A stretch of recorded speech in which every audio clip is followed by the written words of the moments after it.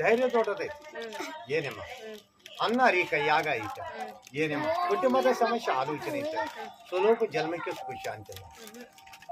ಅದು ಏನು ದೇವ್ರದ ಹುಡ್ಯಾಗುಟ್ಟಿದ್ದು ಕರ್ಮ ಅಂತ ಆಲೋಚನೆ ಐತೆ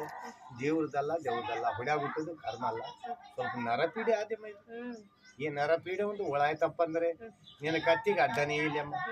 ಮಾಡಿದ್ದು ಪ್ರಯತ್ನ ಕರೆಕ್ಟ್ ಆಗದೈತೆ ಕಂಕಣ ಭಾಗ್ಯ ಕೂಡದೈತ ಹೊಸ ಜಾಗ ಹೊಸ ಬುನಾದಿ ಕೈ ಮೇಲೆ ನಡೆದೈತೆ ಅಮ್ಮ